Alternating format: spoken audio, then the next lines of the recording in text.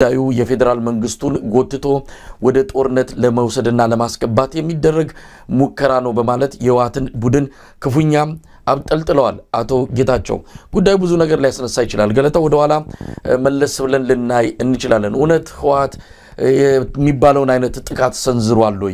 ህዋት በአሁኑ ሰዓት ያለው ቁመና ይታወቃል። በተለይም ከሁለት ዓመቱ ጦርነት በኋላ ከዛም በተፈጠሩ የተለያዩ የፖለቲካ ሹኩቻዎች የተነሳ ህዋት ወታደራዊም ሆነ ፖለቲካዊ አቅሙ ተዳክሟል። ምናልባት ከቅርብ ጊዜ ወዲህ ከኤርትራ ጋር ሆነ ከሌሎች ኃይሎች ጋር እየተጣመረ ነው በሚል አቅሙን ለማጠናከር እየወሰዳቸው ያላቸው እርምጃዎች ወታደሮችን እያሰለጠነ በሱዳንም እንደዚሁ ያሉ አርሚ 70 በመባል የሚታወቀውንም ጦሩን ጭምር በማሰልጠን ግዙፍ ኃይል እየገነባ ነው በሚል በበርካታ የመረጃ ምንጮች ጉዳዩ ይነሳል። ህዋት አሁንም በወታደራዊ አቅሙ የተዳበረ ነው የጠነከረ ነው የሚልም ነገር ይነሳል። በፖለቲካ ከታየ ግን ህዋት በጣም ከፍተኛ የሆነ መዳከም ውስጥ እንደገባ ይነገራል። ወታደራውም ቢሆን ይህን ያለ አስተማማኝ ነው ማለት የሚቻል አይደለም። ህዋት በአጠቃላይ የተዳከመ ቡድን እንደሆነ ምንም ጥርጥር የለውም። እንኳን ሄዶ አፋር ክልል ትንኮሳ ለመፈጸም ጥቃት ለማከናወን ይቅርና ያለበትንም አሁን ባለበት ቁመናም ያንን ይዞ ጠብቆ ለማቆየት የአብይ አህመድ ወታደሮችን ወይም ደግሞ የአብይ አህመድን ኃይል ሊቋቋም ይችላል የሚለው መቼም በጥያቄ መነሳቱ አይቀርም። ሆነም ቀረም ይሄንን ማን ሊለኩሰው ይችላል? ይሄ የተባለው ነገር ድራማ ነው። አብይ አህመድ ህዋትን ለመምታት ሰበብ ምክንያት እየፈለገ ነው።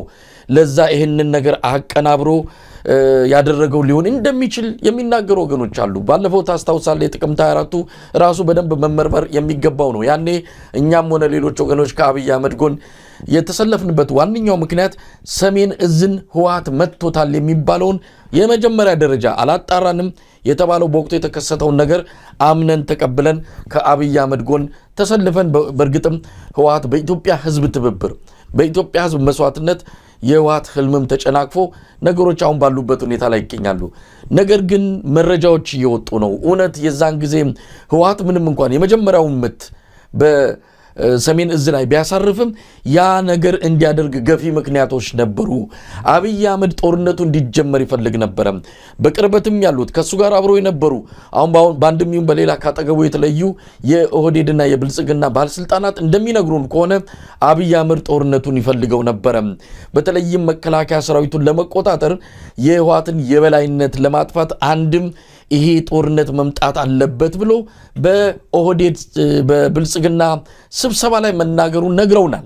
ስለዚህ ከዚህ ከጥቅምት 24ቱ የሰሜን እዝ መመታት ጀርባ ምናልባት ህዋት ገዝፎ ቢታይም እነ አብይም እጃቸው እንዳለበትና ህዋትን በሩን ከፍተው ጥቃቱን እንዲፈጽም አድርጓል የሚል መረጃ ይወጣል። ለማንኛውም አብይ የፈለገውን አድርጓል። ህዋት ጀነራሎችን በሙሉ ከመከላከያ ጠርጎ አስወጥቷል። መከላከያውንም ሙሉ በሙሉ በሱ ወርድ በሱ ቁመትና ልክ እንዲፈጥሩ አድርጎታል። ስለዚህ አሁንም ይሄን ጦርነት አብይ አህመድ ነው ሊያደርግ የሚችለው የሚል ትንታኔ እየተሰጠ ነው። ህዋቶችን ለመምታት ሰሞኑን ከማነው ፊልድ ማርሻል ብርሃኑ ጀምሮ ሌሎችም የሲቪል ባለስልጣናት የዲጂታል ብልጽግና ሚዲያ ሰራዊት ሳይቀር ህዋት ላይ ነው የዘመቱት። ህዋት መመታት አለበት እያሉ ነው። መንገድ ሰበብ ምክንያት እየተፈለገ ነበር። እንግዲህ አሁን በዚህ አድርገው አብይ አህመድ ህዋትን ለመምታት ትግራይ ምድር ይዘልቃሉ አብረን የምናየው ነው።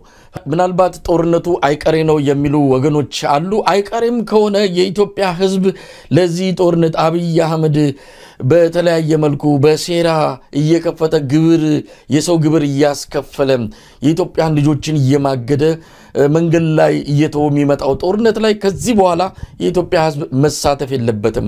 አንድ ነፍሱን የኢትዮጵያ ህዝብ አንድ ወታደር አንድ እናት ልጇን ለዚህ ለአብይ አህመድ ጦርነት መላክ የለባትም። በደንብ መፈተሽ አለበት። ከዚህ በኋላ በኢትዮጵያ ውስጥ ጦርነት ይብቃ አያስፈልግም፣ ነገሮች ፖለቲካ መፍትሄ ናቸው የሚሹት የሚሉት ነገር በደንብ ገፍቶ መጥቶ የህዝብን አመኔታ አግኝቶ የህዝብን ውሳኔ አግኝቶ የአብይ አህመድን የጦርነት ፍቅርና የጦርነት ዛር እውነት ለመናገር ማክሸፍ የሚገባው የኢትዮጵያ ህዝብ ነው። ምን ያሁን እንደው መሳይ ህዋት በጣም ሳስቷል፣ አቅሙ በጣም ሳስቷል። ቅድም እንዳነሳ ነው ወታደራዊ ሰውነቱም የለም። አሁን ብዙ ድጋፍ የለውም። የትግራይ ወጣት አይደግፈውም። በውስጡ የተፈጠረው ፋክሽን ብዙ ነው። ፓርቲ ተመስርቷል ሁለት ፓርቲዎች ከሱ ተገጥለው ወጣዋል አባላቶቹ የሉምና በጣም ስስ ነው ጥግ ነው ይፈልገው እንደው ወደ አንዱ ተጠግቶ የመቆየት እና ይሄ ኃይል በዚህ ሰዓት አሁን ደግሞ ጦርነት እንደዚህ አይነት ውስጥ ይገባል እኔ ባህሪውን ማለት አይደለም ዋት ምናቀው ነው ቤቱ እየተቃጠለ ያለ ነው ገና ኃይል ያሰባስብ ይፈልጋል እንጂ በዚህ ሰዓት ወደ ጦርነት ይገባል ብዬን ያላምን ማሳይ እና ከፌደራል መንግስት ከአብይ አህመድ ግን አንድ ማጠናቀቅ የፈለገው ነገር አለ የህዋት የትግራይ አካባቢ ተንጠልጥሎ ነው ያለው ለኔ የሚሆን ተለጣፊ የሆነ ድርጅት ማፍራት አልተቻለም እስካሁን ድረስ ስለዚህ እሱን ለመትከል እዚህ አፋር አካባቢ የተቀመጠ ሰራዊት አለ በእሱን ተነካ ተብሎ ትግራይ ውስጥ ዘመቻ ማድረግ የወታደራዊ ኦፕሬሽን መደረግ አለበት የሚል ስልት ነው የሚመስለኝ ለኔ ከዛ ሌላም ሁለተኛው ነገር አለ ሁለተኛው ነገር ደግሞ በኤርትራ በኩል ለሚያነሳው ጦርነት አሁን ሁለት ነገር ነው የተነሳው አቶ ጌታቸው የሚያነሱት ሌሎችም የብልጽግና ሰዎች የሚያነሱት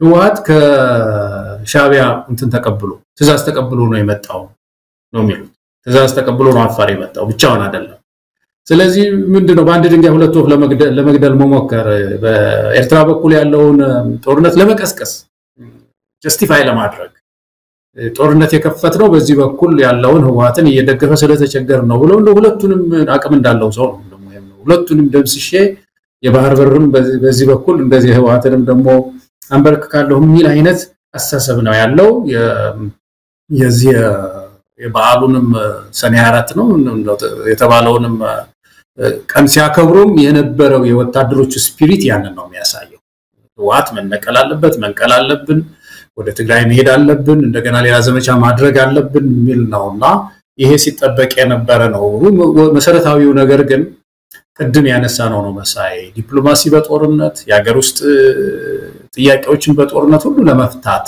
የሚሞክር አንድ አይነት አባዜ ውስጥ የገባ መንግስት ኢትዮጵያውያን ግብረ መልሳችን ምንድነው አሁን መተባበር ነው ያለብን እነዚህ በየቦታው የሚኮረኮሙ ኃይሎች አንድ ፎርስ መፍጠር አለባቸው ትልቅ ኃይል ፈጥረው መነቃነቅ መቻል አለባቸው አሁን ምን ያህል እውነት እንደሆነ ዜናውን አላቅም ብር ሁሉ ወደ ትግራይ መሄድ ብር ተከልክሏል የሚል ነገር አነበብኩኝ ብሔራዊ ባንክ መለቀቅ የነበረበት አስቆመውታል አሉና ይሄ ጦርነት በተወሰነ ጊዜም እንኳን ከተነሳ ምንድነው የሚመጣው ትልቁ ነገር መሳይ ያቺ የምትገኝ ትናንሽ ብር እንኳን ትግራይ ውስጥ አትገኝምና ወገኖቻችን በረሃብ ሊያልቁ እንደገና ሰራተኛው በረሃብ ሊያልቅ ነው የትግራይ ህዝብ መከራውን ላይ ነው እንደገና ምን በወጣው ይሄ ህዝብ እንዴ ምንድነው እዚህ ህዝብ ላይ ይሄ ሰው ያለው እንትን መልእክት እንዴ መተባበር አለብን የትግራይ ህዝብ ሲነካ ኢትዮጵያን በሙሉ አማራው ተነካ ኦሮሞ ተነካ ኢትዮጵያን ተነካን ማለት ነው ስለዚህ ይሄንን ጉዳይ ማንንም ምሁር መሳይ መደገፍ የለበትም እንዳልከው ጦርነት በቃ ቀደም ያልከው ኖዋር እንዴ በቃ ጦርነት ይበቃል በከስንቱ ጋር ተዋግታች ምድር በዚህ ደንዳቷ ትኖራለች የሚለውን ነገር ሁላችንም ልናነሳው የሚገባ ነው እንግዲህ ገለታው በዚህ በአብይ አህመድ ወቅታዊ የጦርነት ከበሮ ድለቃ ላይ መነሻ አድርገን ብዙ ሰዎችን አነጋግረናል ወታደራዊ ባለሙያዎች ፖለቲካ ተንታኞችን ከኢኮኖሚም ከተለያዩ አንፃር አብይ አህመድ ያራገበ ያለውን ይሄንን የጦርነት አጀንዳ በተመለከተ ስናነጋግራቸው የሚገልጹልን ነገሮች አሉ አብይ አህመድ ወደ ጦርነት ሊገባ የሚችልበት አቅም የለውም ምናልባት አራት ነገሮችን ያነሳሉ አብይ አህመድ ጦርነት ውስጥ የማይገባባቸው ብለው የሚጠቅሷቸው አራት ምክንያቶች አሉ ብዙ ናቸው ግን በእነዚህ አራት ውስጥ ሊካተቱ ይችላሉ አንደኛው የአቅም ጉዳይ ነው አብይ አህመድ አቅም የለውም ይሄን ጦርነት ለመክፈት የሚያስችል ይሄው አቅሙን አየን በአማራ ክልል ለሁለት ዓመት ተኩል የዘለቀ ጦርነት ውስጥ ነው የገባው ለሁለት ሳምንት ብሎ አቅዶ በዛ ጨርሳለሁ ብሎ የገባበት ጦርነት ይሄው መከላከያ ሰራዊትን በልቶ ጨርሷል በአሁን ሰዓት እንደሚገለጸው ከሆነ እስከ 100,000 የሚጠጋ የመከላከያ ሰራዊት አባላት ናቸው ከጥቅም ውጭ ሆኑት በአማራ ክልል እየተካሄደ ባለው ጦርነት ስለዚህ አብይ አህመድ በአሁኑ ሰዓት ምናልባት እሱ የሚፎክረው በመሳሪያ አቅም በቴክኖሎጂ ሊል ይችላል ግን ሁሉ ጊዜ እንደምንለው ወታደር በእግረኛ ወታደር አቅመ ደካማ ኮንክ በመከላከያ ቴክኖሎጂዎች ብቻ ጦርነትን አሸንፋለሁ ብለ ልትገባ አትችልም አቅም የለውም ስለዚህ እንኳን አይደለም ህዋት ጋር ጦርነት ውስጥ ሊገባ ከኤርትራ ጋር ጦርነት ሊገባ አብይ አህመድ የሰፈር ጸብ እንኳን ለመገላገል የሚያስችል ቁመናም የለውም ብሎ መደምደም የሚቻል ይመስለኛል። ለማንኛውም ከአቅምም አንፃር ጦርነት ውስጥ ሊገባ አይችልም ብለው ይገልጻሉ። ሌላው የኢትዮጵያ ህዝብ ከጎኑ አለመኖሩ ነው። ያኔ ታስታውሳለህ የጥቅምት 24ቱ የሰሜን ህዝብ መመታትን ተከትሎ ከያቅጣጫው ኢትዮጵያን ድጋፍ የሰጡት ህዋት ዳግም ወደ ኢትዮጵያ የስልጣን መንበር አይመጣም፣ የ27 ዓመቱ የክፍፍል ዘመን ማብቃት አለበት፣ ህዋት መሄድ አለበት፣ የህዋትን ብቻ ከ4 ኪሎ መነሳት የደገፈ ህዝብ ሁሉ ነው አብይ አህመድ ጭራቂውን ሌላ ነገር ሳቅ ይህን ጦርነት አብሮት ተሰልፎ የህዋትን ህልም ያከሸፈው። ስለዚህ ያ የህዝብ ድጋፍ አሁን የለም። አሁን አብይ አህመድ ራሱ ይወጣዋል እንጂ የኢትዮጵያ ህዝብ በደጀንነትም ሆነ ልጁንም ገብሮ በሌላም መልኩ ለዚህ ጦርነት አስተዋጽኦ ሊያደርግ የሚችል አይደለም። አቋሙን በተለያየ መልኩ እየገለጸ ነው። ደጀን ከሌለ የህዝብ ድጋፍ ከሌለ መታካይዶ ጦርነት የተሳካ አይሆንም። ሌላው ዓለም አቀፉ ማህበረሰብ ነው። ዓለም አቀፉ ማህበረሰብ ከወዲሁ ያስጠነቀቀ ነው። እረፍ ይያሉት ነው። የጦርነት ዛርህን አቁም፣ አካባቢው ላይ ያለውን ችግር በሰላምና በውይይት ፍታ። ጫናው ቀላል አይደለም። ባለፈው ፓርላማም ተናግሯል። እና አሜሪካንን እና አውሮፓን ሌሎችንም ማስጠየቅን ግን ምንም ነገር የለም ብሏል። ተስፋ ቆርጧል። የተስፋ መቁረጥ ንግግርም ነው ባለፈው በፓርላማ ያደረገው። ዓለም አቀፉ ማህበረሰብ ከጎኑ አይደለም፣ እየጠበቀ ነው። በማዕቀብ በተለያዩ መንገዶች አብይ አህመድን ለማውገዝ የተዘጋጀ ዓለም አቀፍ ማህበረሰብ ነው። በተለይም ህዋት ከዚህ ከፕሪቶሪያ ስምምነት ጋር በተያያዘ ነጥብ እንዲጥል አድርጎታል። አብይ አህመድን እንዳይሳካ የፕሪቶሪያው ስምምነት ያደረገው የፌደራል መንግስቱ ነው የሚለው በየጊዜው ህዋት የሚያወጣው መግለጫ በዓለም አቀፉ ማህበረሰብ ዘንድ የተተወ ጉዳይ አይደለም። በደንብ እያዩት ነው፣ እያጤኑት ነው። ይህንን ጥሶ አብይ አህመድ ጦር ህዋት ላይ የሚያዘምት ከሆነ ከዓለም አቀፉ ማህበረሰብ የሚደርስበት ውግዘት ቀላል አይደለም። ስለዚህ ያም ነገር ያስፈራዋል። እንዲሁ ዝም ብሎ ዳርዳር ይላል፣ እንደው ደረስ መለስ እያለ በመድረኮች ላይ ስለ ጦርነት እንዲሁ አጀንዳውን እያነሳ ያሟሙቃል እንጂ ገብቶበት ጦርነቱን ለማካሄድ የሚያስችል ምንም አይነት የሀገር ውስጥም የዓለም አቀፉ ማህበረሰብም ድጋፍ የለውም። አቅሙም ከዚህ ጋር መታየት ይገባዋል። ሌላው የመጨረሻው ኢኮኖሚው ነው። ኢኮኖሚ ጦርነትን ሊሸከም አይችልም። እስካሁን ራሱ የገባበት ጦርነት ተከፍሎ የማያልቅ ዕዳ ውስጥ ነው የከተተን። ከዚህ አንፃር አይተው አብይ ጦርነቱን ሊያካሂድ አይችልም።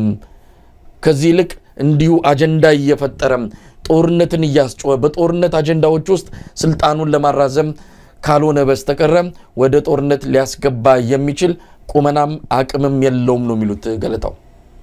ይሄ ምንድነው መሰለህ መሳይ የሚያገናዝብ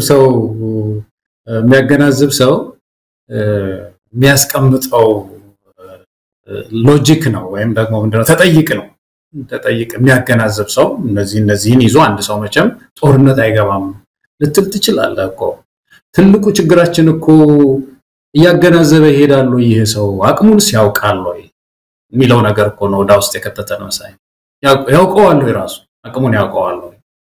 የሚያነሳቸው ነገሮች በሙሉ አሁን የሶማሌላንዱ ስህተት እንደው ትንሽ የሚያገናዝብ ሰው እዛ ውስጥ ይገባል። ትንሽ የሚያገናዝብ እንደው ሶስት ወጣቶች ሆነው ሰብሰብ ብለው ከሶማሌላንድ ጋር እንደዚህ አይነት ስምምነት እንዳደርግ ቢሉ እኮ መጀመሪያው የሚያስቡት ነገር አለ። ዓለም ምን ይላል?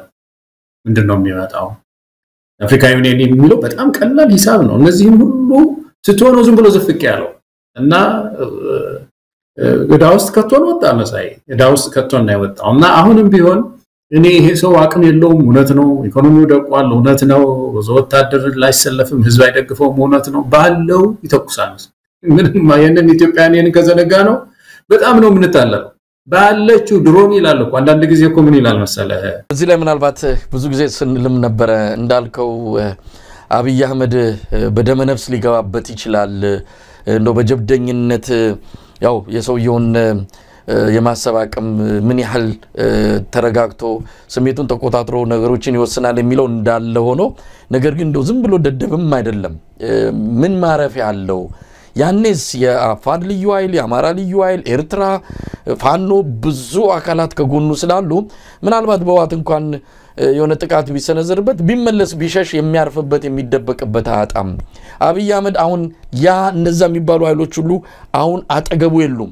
ብቻውን የቀረው መሳሪያ ብቻ ወይም ደግሞ ቴክኖሎጂ ብቻ ያደነኛል ብሎ ዘው ብሎ ሊገባ ይችላል አላቀም በዚህ ደረጃ ደደብ ነው ብሎም ማሰብ የሚከብድ ነው ያቋል ምናልባት ምንድነው ያጫጫውታል የሆነ መንገድ ድረስ ይዘውት ሄዳሉ የነን የጦርነት አጀንዳ ከዛ ይመለሳሉ ያየናቸው እኮ የብልጽግና ምሁራን እየተናገሩ ያሉትን በሰላምና በዲፕሎማሲ በሰጥቶ መቀበል ካልሆነ ይያሉ ነው በፊት ዘራፍ ሲሉ የነበሩ ይሄ ነገር የግድ መገኘት አለበት በቦሌም ይሁን በባሌ መምጣት አለበት ሲሉ የነበሩ ሁሉ አሁን መለስ ይያሉ በሰላማዊ መንገድ በዲፕሎማሲና በሰጥቶ መቀበል ነው የሚል ነገር እያነሱ ይገኛሉ እኔ አብይ አህመድ እንደው ለማጫጫሁና እንደው ይሄንን አጀንዳ ይዞ ተወሰነ ነገር ለሚሄድ ካልሆነ በስተቀረ በጦርነቱ ገፍቶ ያችን የጦርነት ክር በጥሶ ይገባበታል ብለን የምናስብ አይደለም ከገባ ግን መመለሻ አይሉ የሚቆጣጠረው ጦርነት አይደለም እንኳን አይደለም አብይ አህመድ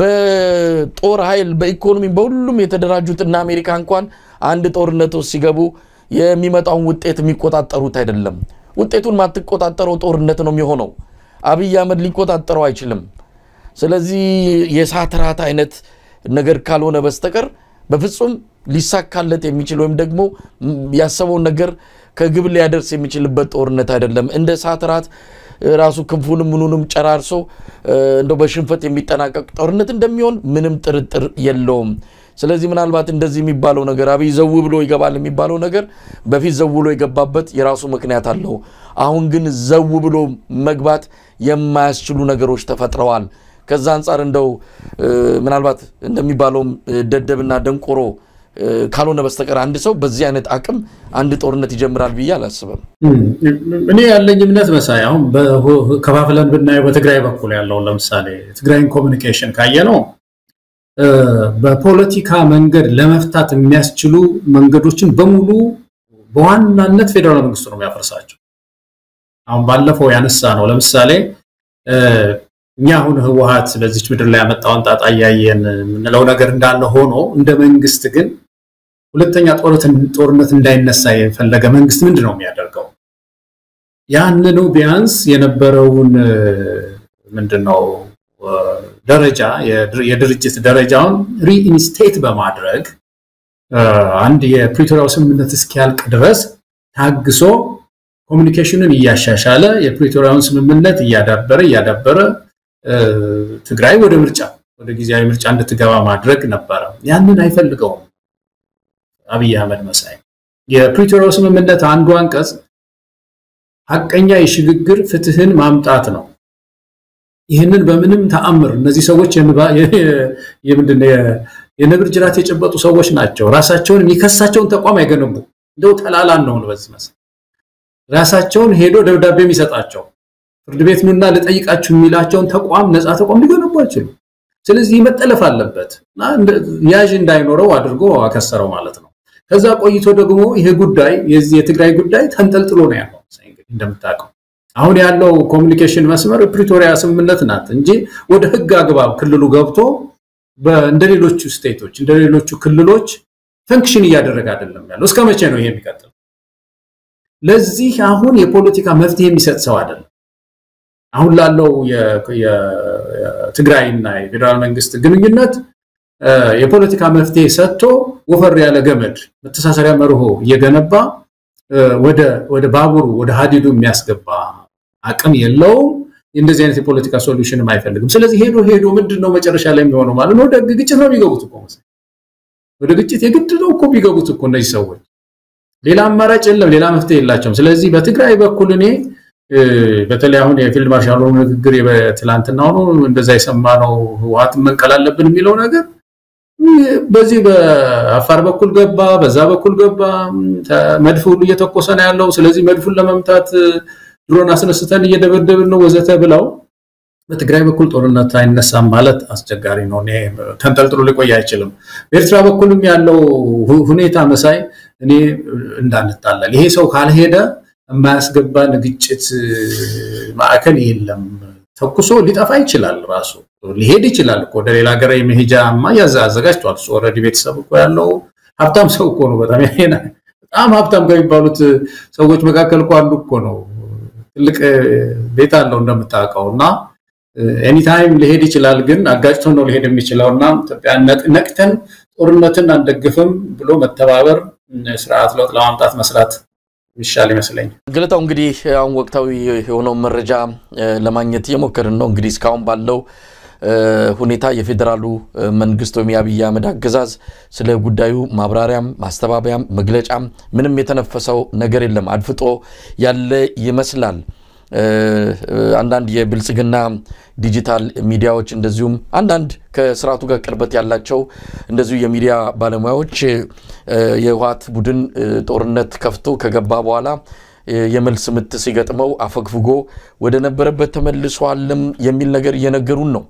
ትክክለኛውን መሬት ላይ ያለው ነገር ማወቅ አልቻልንም። እንግዲህ ህወሓት በጉዳዩ ላይ እስካሁን ያለው ነገር የለም። የትግራይ ጊዜያዊ አስተዳደር ነው መግለጫ የሰጠው። የተወቀሰው ህወሓት ሆኖ የትግራይ ጊዜያዊ አስተዳደር መልስ መስጠቱ በራሱ አስገራሚ ነገር ነው። ለማንኛውም ሁኔታው ወዴት ሊያመራ ይችላል የሚለውን ቀደም ሲል እንደተባለው ማንም ሊቆጣጠረው ማይችል ጦርነት ኢትዮጵያ ውስጥ ሊኖር ይችላል። ያ ደግሞ የበለጠ ለኢትዮጵያ ጥፋት እንደሚሆን ምንም ጥርጥር የለውም። በነገራችን ላይ የአፋር ተወላጆች ብዙ ነገር ያነሱን ያሉት በመላው ዓለም የሚገኙ አክቲቪስቶችና ሌሎች እንደዚሁ ምሁራንም ጭምር ስሞታ ያቀረቡ ነው። ንቅናቄ እየፈጠሩ ነው። አወል አርባ የክልሉ ፕሬዝዳንት ላይ ተቃውሞ ያሰሙ ይገኛሉ። ከዚህ በኋላ አፋር ውስጥ የሚደረግ ጦርነት መኖር የለበትም። ባለፈው በተፈጠረው ጦርነት የሌሎች ትከሻ መለካካት የሚፈልጉ ኃይሎች በእኛ ምድር ላይ በአፋር መሬት ላይ የሚያደርጉት ጦርነት የአፋርን ህዝብ ነው ዋጋ ያስከፈለው። ስለዚህ ጦርነት በቃን በሚል ከፍተኛ ተቃውሞ እያስነሱ ይገኛሉ። ቀደም ሲል እንዳልነው ይሄንን ጦርነት የአፋር ክልል መንግስት አይደለም ጦርነቱ የሚመለከተውም አይደለም። የሚመለከታቸው ብልጽግናና ህወሓት ናቸው። የአፋርን መሬት እንደ ጦር አውድማ እየተጠቀሙ ያሉት እና አብይ አህመድ ወደ ጦርነቱ ሊገቡ እንደሚችሉ ይናገራሉ። ቀደም ሲል እንዳልኩት ሊገቡ አይችሉም። ግን ሰሞኑን የምንሰማው የነ ብርሃኑ ጁላ መልእክትና ዲስኩር ጦርነቱ አይቀሬ እንዲሆን ያደረጉት ይመስላል። ብርሃኑ ጁላ በዚህ ጦርነቱ ህወሓትን አናስተርፈው ምን ያለው በቃ ከተመለታል ህወሓት ጉዳይ ከዚህ በኋላ የኛ ችግር መሆን የለበትም አይነት መግለጫ ነው የሰጠው። በዚህ መግለጫው ብርሃኑ ጁላ ብዙ ነገር አንስቷል። እኛ ጃን ሰጥም ያለበትንም እንደዚሁ ሰሞኑን በማህበራዊ ሚዲያ ላይ መነጋገሪያ መሆኑን ነው ያየው። ብርሃኑ ጁላ የተማረከ ነው። አብዛኞቹ የአብይ ጀነራሎች ምርኮኞች መሆናቸው ይታወቃል። እጅ በመስጠት ነው የውትድርና ታሪካቸው ላይ ጎልቶ የሚታየው ስብዕናቸው። በዚህም ስለ እጅ መስጠትና ለመስጠት እነሱ ሲናገሩ ትንሽ ያሳፍራል። ለማንኛውም ብርሃኑ ጁላም ሆነ ሌሎቹ የአብይ አህመድ ጀነራሎች ጦርነት አይቀሬ እንደሆነ ማይክ በጨበጡ ቁጥር ካሜራ ባዩ ቁጥር የሚናገሩት ነው። የማያባራ ዛቻ የማያባራ ፉከራ ነው ከነሱ እየሰማን የምንገኘው። አንድም የሰሜን እዝ የተመታው ከተለያዩ ወታደራዊ ባለሙያዎች ጋር ስንነጋገር የሰሜን እዝ የተመታው ኢትዮጵያ የብሔር ፖለቲካ ስለምትከተል ነው። ሌላ ምንም ምክንያት ሊሰጠው አይችልም። ኢትዮጵያ በጎሳ ላይ የተመሰረተ የፖለቲካ ስርዓት ባይኖራት ኖሮ የሰሜን እዝ ጥቃት አይመጣም ነበር። አሁን የበለጠ መከላከያ ሰራዊቱ በጎሳ በብሔር ጉዳይ ላይ ክፍፍል ውስጥ ነው ያለው። ስለዚህ ከዚህ ሊያመልጥ የሚችል አይደለምና እንደው በዚሁ አጋጣሚ ፕሬዝዳንት ኢሳያስ ሰሞኑን ወደ ግብጽ ካይሮ በሄዱ ጊዜ የተናገሩትን ለማንሳት ያህል ነው። የኢትዮጵያ የጎሳ ፖለቲካ ኢትዮጵያ ውስጥ ያለው የብሔር ፖለቲካ ከኢትዮጵያ ባለፈ ለቀጠናው እንደዚሁም ለዓለም አቀፍም ቀውስ ሊያስከትል የሚችል ነው። እጅግ አደገኛ የሆነ ነገር ነው ሲሉ የጠቀሱበትም ሁኔታ አለና እንደው በዚሁ የፕሬዝዳንት ኢሳያስንም ቃለ መጠይቅ እንዳንድ አጀንዳ ስለያዝን ወደዛ ለማለፍ ያህል ነው። በኢትዮጵያ ያለው የብሔር ፖለቲካ ጣጣው ለሁላችንም ይተርፋል ሲሉ ነው ፕሬዝዳንቱ የገለጹት። ወደ ፕሬዝዳንት ኢሳያስ ንግግር መመጣለሁ። ግን ሙሶቬኒ ናቸው አይደለም የኡጋንዳው ፕሬዝዳንት። እሳቸው ቪዲዮ አለ ዩቲዩብ ላይ ገብተው ኢትዮጵያውያን ቢያዩ በቀጥታ ኢትዮጵያን ስም ጠቅሰው ኢትዮጵያ የምትከተለው አይደንቲቲ ፖለቲክስ የማንነት ፖለቲካ በጣም አደገኛ ነው የሚል መልእክት ሰጥተዋል። የኬንያው ፕሬዝዳንት እንደዚሁ ተናግረዋል። ከዚህ በፊት የኬንያ ምሁራን ብዙ ጊዜ በራሳቸው ቴሌቪዥን ላይ ውይይት ያደርጋሉ በዚህ ጉዳይ ላይ በተለይ እነሱንም ስለሚያገኝ ነው። እንግዲህ እንደምታውቀው ኢትዮጵያ ምንድነው የምስራቅ አፍሪካ እናት ናት የሚባሉ አይደለም። በሶማሌ በኩል በጣም ብዙ ሶማሌ ወገኖቻችን ሶማሊኛ ተናጋሪ ኢትዮጵያ ውስጥ አሉ። ኬንያ በኩል ብዙ ኦሮሞኛ የሚናገሩና ቡርጂ የሚናገሩ ወገኖች ደግሞ አሉ እዛ በጅቡቲ በኩል የምናውቀው አፋሮች አሉ በኤርትራ በኩል የትግርኛ ተናጋሪ በዚህም በዛልና ከሁሉም የያዘች እናት ናትና የዚች ሀገር ሰላም ብዙዎችን ማሳሰቡ ትክክል ነው ባለፈው አንድ ያነሳነው ነገር ነበር ታስታውስ እንደሆነ መሳይ እንደዚሁ አንድ ምሁር እንደ የኢትዮጵያ እንትን ስቴትለስ መሆን እንደሌላው ሀገር አይደለም የሚሆነው ምስራቅ አፍሪካ ላይ የኢትዮጵያ ስቴት ቢፈርስ እንዳለ ሆርን ኦፍ አፍሪካ ይፈርሳል ስለዚህ ኢትዮጵያ ላይ ትኩረት ማድረግ አለብን የሚል ነገር ምሁራን ይናገራሉ በየጊዜው እና ይሄ እውነት ነው ወደ ኋላ ፕሬዚደንት ኢሳያስ አሁን ብዙ ጊዜ ሰማለው ይሄንን ነገር ሳቸውን ያገኙ ሰዎች ሁሉ የብሔር ፖለቲካ ኢትዮጵያ ውስጥ እንደው መለስ ዜናዊ ከዚህ በፊት ህገ መንግስቱን ሲጽፍ ልኮልኝ ነበር ልኮ ይሄንን እንዴት ታደርጋለህ ብየዋለሁኝ የሚል ነገር በጣም በተከታታይ ሰማለው በታሪካችን ወደ ኋላ ያየን እንደሆነ መሳይ የዚህ ተማሪዎች ንቅናቄ ጊዜ በርግጥ ይሄ ብሔር ፖለቲካ በጣም እንዲራገብ ያደረገው ኤርትራ ጥያቄ ነበር ይሄ ወደ ኋላ ማይካድ ነገር ነው ኤርትራ ጥያቄ መኖሩ የብሔር ፖለቲካ ሌላው ሀገር እንደ ጭድሳት ድግ ብሎ እንዳይጠፋ አድርጎታል በዛ ወቅት ኤርትራ ጥያቄ ከፍሎ እንዲወጣ የብሔር ጥያቄ ኢትዮጵያ ውስጥ እንዲራገብ አድርገው ነበር በዛ ወቅት የነበሩ የኤርትራ ታጋዮች ማለት ነው እና በዛ በኋላ ታሪካችን ያየነው ይሄ ነው ግን ከቅርብ ጊዜ ወዲህ ፕሬዚደንት ኢሳያስ እንዳልከው ይሄንን የብሔር ፖለቲካ ሲቃወሙ ይሰማል ማናቸውም ሰው ማን ይደግፈዋል ነው አሁን ትልቁ ነገር በአለም ላይ እኮ እስቲ ስንት ህገ መንግስቶች ናቸው መሳይ የተጻፉት በብሔር ላይ የተመሰረተ ፖለቲካ ማካሄድ ወንጀል ነው የሚል የሚያካሄዱ ሰው አገሮች እኮ በጣም ብዙ እኮ አገሮች ናቸው የከሉት ይሄን ስለዚህ ካለም አቀፍ ህጎችም ጋር የተጋጨ ነው በተለይ ሻለቃ ያሉት ነገር ደግሞ አንድን ወታደር ተቋም በብሔር ላይ የተደራጀ ማድረግ 50 ጀነራል አማራ አለን 60 ጀነራል ኦሮሞ አለን እነሱ እኮ በመሰረቱ እኮ ወታደር እኮ ብሔርም የለውም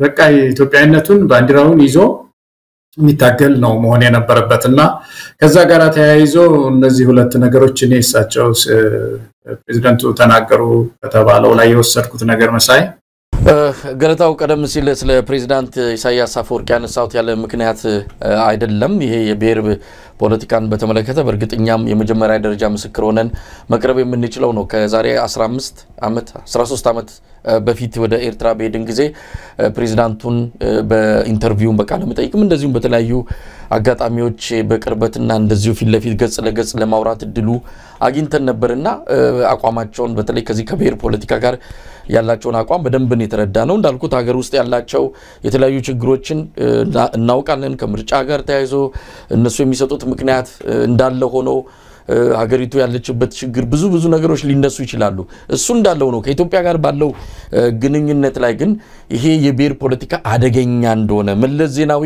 የመጀመሪያ ረቂቁን ያሳየኝ ለኔ ነው ይዞ በመጣ ጊዜ ነግሬዋለሁ ይሄ ነገር ጥሩ አይደለም ለኢትዮጵያ ለኛም ይተርፋል መዘዙ ብለን ነግሬው ነበር በወቅቱ ያለኝም ህወሓት በስልጣን ላይ በማከላዊ መንግስቱ በስልጣን ላይ ለመቆየት ብቸኛ ድሉ ይሄንን አይነት ህገ መንግስት ሀገሪቱ ውስጥ መትከል ነው ከዛ ውጪ በረጅም ጊዜ መቆየት የሚያስችል የፖለቲካ ቁመና የለንም በሚል ነግሮን ነው እንግዲህ ገባው ይኸው ጣጣውን አብረን እያየነው እንገኛለን ለማንኛውም ወደ ሰሞኑ የብልጽግና ሰዎች ከዚህ ከወደብ ጋር ተያይዞ የሚያነሱትን ነገር እንደው በውይይት አጀንዳነትም ስለያዝ ነው ወደዛ እንለፍ እንዳየው ነው የብልጽግና ሰዎች እዚህና እዛ እየረገጡ ነው ቀጥ ያለ ነገር ልናገኝ አልቻልንም አንዴ ዘራፍ አካኪ ዘራፍ ሽለላው ቀረርቶ ፉከራው ልዩ ነው በተለያዩ የወታደራዊ ባለስልጣናትም አብይንም ጨምሮ ነገርናቸው መከርናቸው ዘከርናቸው ከዚህ በኋላ በመነጋገርበት እንነጋገራለን እስከማለት የፎከረበት ህዝብ ብዛት ጠቅሶ 3 ሚሊዮን በየአመቱ አንድ ኤርትራን እንፈጥራለን እያለ በዚህ ደረጃ ክብረነክ በሆነ መልኩ የሚገልጽበት ፉከራው እንዳለ ሆኖ በሌላ በኩል ደግሞ ሙራኖቹም አንዳንድ ባለስልጣናትም ይመጡና ደግሞ በሰጥቶ መቀበል በዲፕሎማሲ በሰላም በእንደዚህ አይነት መንገዶች ነው የት ነው ያለው ብልጽግና ወይ አንድ ቦታ ሁሉልን በጦርነት ነው የምትፈልጉት ወይስ በሰላም አንድ ቦታ ረግታችሁ ቆሙና አቋማችሁን በደንብ አሳዩ አሁን ወለም ዘለም አንዴ ሰላም አንዴ ጦርነት አንዴ ፍቅር አንዴ ጥላቻ እዚህና እዛ ስትረግጡ እናንተም መቅኗጣችሁ ሀገሪቱንም ሰላም የሌላት መረጋጋት ያቃታት የተሳናት አደረጋችኋት ወዲያ የሚወዛወዙበት ሁኔታ ነው ያለው እነ ፕሮፌሰር ብሩክ ኃይሉ የተባሉ ሌሎች ምሁራን ይመጡና ደግሞ ሌላ ታሪክ ያመጣሉ ነገሩን በዲፕሎማሲ ኢትዮጵያ እውነት አላት እንደዚህ አይነት ነገሮችን ያመጡና በሰጥቶ መቀበል በሰላማዊ መንገድ የሚል በየሚዲያው እየቀረቡ ደግሞ እነ ብራኑ ጁላ ከሚፎክሩት በተቃራኒ እንዲህ አይነት አስተያየት ይሰጣሉ የትኛው መስመር እንከተል አብይ ዚና ዛ ይረግጣል ባንድ ራስ ሁለት ምላስ እስኪ መስል ድረስ አንዴ በሰላም አንዴ በጦርነት አንዴ ብዙ ነገር ነው የሚናገሩት ስለዚህ የብልጽግና መስመር የቱ ጋር ነው ያለው የሚለው ጥያቄ በጣም ለብዙዎቻችን እንቆቅልሽ ነው ይሆነብን እንግዲህ እነ ፕሮፌሰር ብሩክ ኃይሉ እሳቸው ብቻ አይደሉም ሌሎችም ከአብይ አህመድ እየተሰጣቸው አጀንዳ ይመጣሉ ግን የትኛው የብልጽግና አቋም እንደሆነ ልንለይ ያልቻልንም እንደውም ፕሮፌሰር ብሩክ ኃይሉ አብይና አቶ ኢሳያስ እኮ እንዲተባበለው እንዲተደራርገው የሚል ደግሞ ነገር ይዘው መጥተዋል እንግዲህ ዲፕሎማሲ ቃቃ ጫወታ አይደለም ወይ የቡና ላይ ጫወታ ቡና ቁርስ ላይ እንደሚወራው አይነት ወሬ አይደለም ህጋለ ዓለም አቀፍ የተለያዩ ስነ ስርዓቶች አሉ በዛ ላይ የታሰረ ነገር ተነጋግረዋል ወይ ካለ ይንገሩን ዝም ብሎ እንዲብየው ነበር እንዲ ስልክ ደውዬ እንዲያርገው ነበር እንዲሹክ ብየው ነበር በእንደዚህ አይነት የሚሰራ ዲፕሎማሲ የለም ገለታው እንደው ወደው በደንብ ረገጥ አድርገን መወያየት አለብን መሳይ ያልከው በጣም ዋና ጉዳይ ስለሆነ ኢትዮጵያውያን ግልጽ የሆነ ነገር ያስፈልገናል ምን ማለት ነው ወደም ማለት ለኛ ጊዜ የሚባል ነገር አለ ያዛዛ ላይ በደንብ መወያየት ያስፈልጋል ፕሬዚደንት ኢሳያስ አቶ ኢሳያስ ሲናገሩ ምንድነው የተሰማኝ መሰለህ ምስራቅ አፍሪካ የሆርን ኦፍ አፍሪካ ላይ ያለውን ነበር እንደማን ነው የተሻለ ትንሽ አንከር ስቴት የሚባል ማን ነው ምን ነገር አነሳ ነበርና አቶ ኢሳያስን ሳስብ የኤርትራን ህዝብ ነው ያሰብከ ነበር አሁን አቶ ኢሳያስ ብዙ ጊዜ ምንድነው የሚያደርጉት የውስጥ ችግሮቻቸውን ሪጂናል በሆኑ ጉዳዮች ላይ በማተኮር የውስጥ እንትናቸውን ዘንግተውታል ሶማሌላንድና ኤርትራ እኩል እድሜ ነው ያላቸው ሶማሌላንድ ሀገር ሳትሆን የተሻለ ዲሞክራሲ ኢንጆይ ያረጋች የተሻለ ኢኮኖሚ እድገት ኢንጆይ ያረጋች የተሻለ ኤሌክሽን ኢንጆይ ያረጋች ናቸው ያሉትና በአገራቸው እኚህ ሰው ይህንን እንኳን ማድረግ አለመቻላቸው እና በአካባቢው ትንሽ ጎልቶ ለመታየት መሞከራቸው ያዝነኛል እና እኔ ፖስት በተለይ ድህረ ኢሳያስ ነው ማስበው የኤርትራውያን መፈናቀል መሳደድ የበየቦታው ከኢትዮጵያውያን ጋር ተያይዘው ባህር ላይ መስመጥ ምናምን በጣም ያሳዝነኛልና ብዙ ጊዜ ሲጠቀሙበት ይሄ ሆርን ኦፍ አፍሪካን ኮንፍሊክት ለራሳቸው ሲጠቀሙበት ስለማይ ነው ይሄንን እንደው ለማንሳት የዳዳሁትና ከዛ ባሻገር ግን ይሄ በእኛው ቤት በኩል ያለው ደግሞ የዚህ ወደ ፍላጎት አንድ መሰረታዊ ነገር አለ መሰረታዊ ነገር ማንንም ኢትዮጵያዊ የወደብ ባለቤት እንድትሆን የማያስብ አለ ወይ አይደለም ኢትዮጵያውያን ተውና ወዳጆቻችን ሁሉ እንደዛ ነው የሚያስቡ ስለ ኢትዮጵያ የሚያስቡ ዩናይትድ ኔሽንስ አሜሪካ ብዙ ሀገሮች እኮ ኢትዮጵያ ካላት ግዝፈት የተነሳ ለባህሩ ካላት ቅርበት የተነሳ ይሄ ጉዳይ ያስፈልጋታል የሚል ነገር ነው ያለው እና ይሄንን የካደ የባህር በር አያስፈልገንም እንደውም እኛን እንዲያል ነው መሳይ የባህር በር ሳያስፈልግ እድገት አለ ያለው ማን ነው እንደውም ሳያስፈልግ ባህር ባለፈው አቀርበዋል እኮ ያ ማን ነው ዛሬ ጸጥታው የሀገሪቱ የደህንነት ክፍል ኃላፊ ማለት ነው ዛሬ የሆነው ሬድዋን ሁሴን እኮ ወደብ ባለን ጊዜ እኮ አላደግንም ወደብ ሳይኖርና ያደግነው ያሉ ሰዎች እነሱ አይደሉም ወይ ክህደት ይሄ አይደለም ወይ ኢትዮጵያ ወደብ ያስፈልጋትም ማለት ኢትዮጵያን በሙሉ ወደብ ያስፈልጋት እንዲያስፈልግ ግን አንድ ነገር አለ የሚያስፈልገን ሁሉ በአንድ ጊዜ ያያዝ ወቅትና ቁመና ይጠይቃል አበባ የሚቀጠፍበት ወር አለ ይባል የለም እና ኢትዮጵያ አሁን ፕራዮሪቲ ወይም ደግሞ ቅድሚያ የምትፈልጋቸው ነገሮች ቅድሚያ ስታስይዝ የመጀመሪያ ደረጃ ነው ወይ ወደብ ነው